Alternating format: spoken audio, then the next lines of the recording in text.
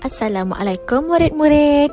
Bertemu kembali kita dalam sesi PDPR Bahasa Melayu tahun 3, Kemahiran Membaca, mengenal pasti idea utama dan idea sampingan bersama Cikgu Fatihana.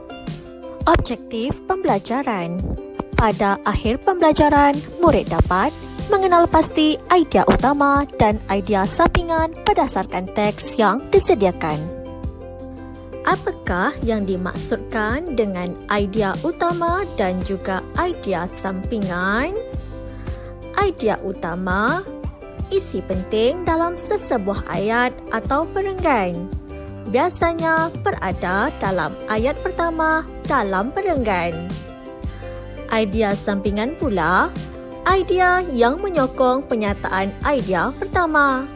Boleh terdiri daripada satu idea atau lebih. Biasanya bermula dengan ayat kedua dalam perenggan. Murid-murid boleh buka buku teks muka surat 48 dan 49. Aktiviti memanjat tembok tiruan ialah aktiviti sukan lasak. Terdapat beberapa peringkat tembok tiruan. Peringkat itu adalah daripada yang mudah untuk kanak-kanak hinggalah yang sukar untuk ahli sukan.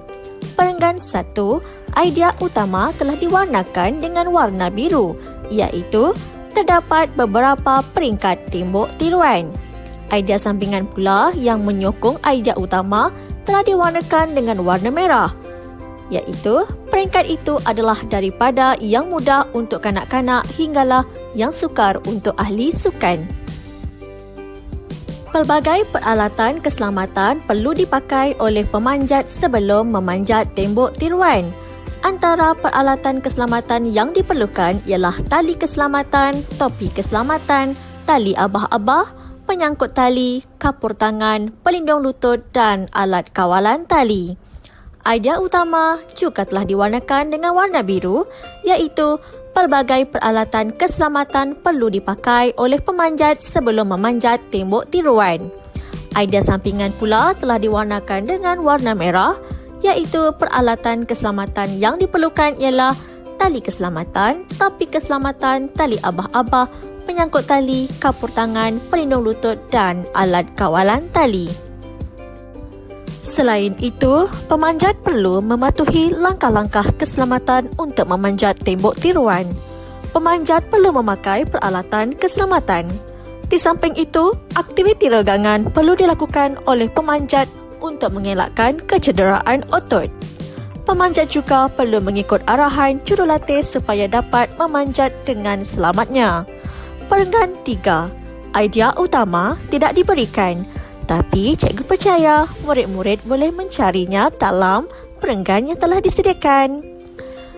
Idea utama biasanya merupakan ayat pertama dalam perenggan. Jadi, jawapannya, pemanjat perlu mematuhi langkah-langkah keselamatan untuk memanjat tembok tiruan. Idea sampingan 1. Pemanjat perlu memakai peralatan keselamatan. 2. Aktiviti regangan perlu dilakukan oleh pemanjat untuk mengelakkan kecederaan otot. 3. Pemanjat perlu mengikut arahan jurulatih supaya dapat memanjat dengan selamatnya. Terdapat beberapa faedah memanjat tembok tiruan. Aktiviti ini menguji ketahanan mental dan fizikal seseorang. Aktiviti ini juga menyeronokkan dan boleh mengisi masa lapang. Idea utama. Terdapat beberapa faedah memanjat tembok tiruan.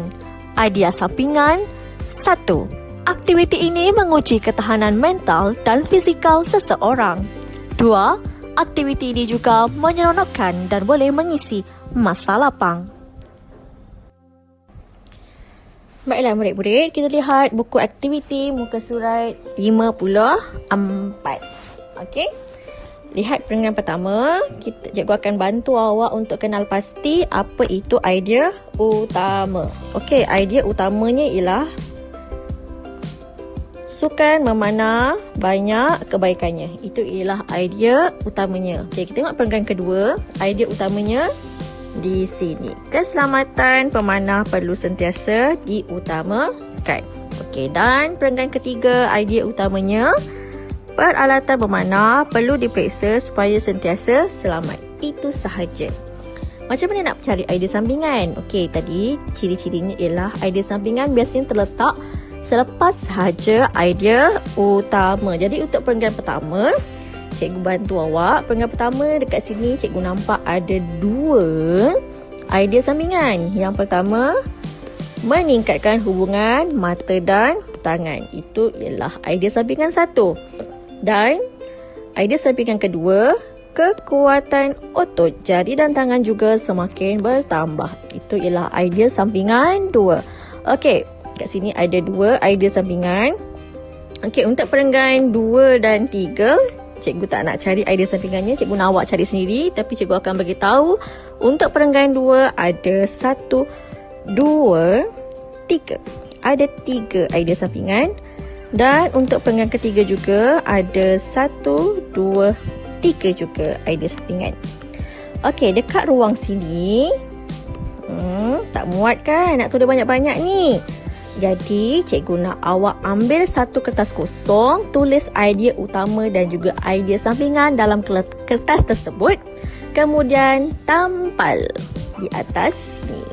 Tampal kat sini, gam kat sini. Okey, jadi cikgu boleh semak dengan mudah bila naik sekolah nanti. Okey, itu sahaja. Bye-bye.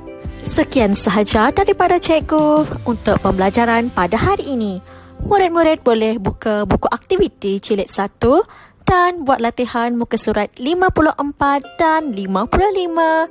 Terima kasih. Jumpa lagi. Bye.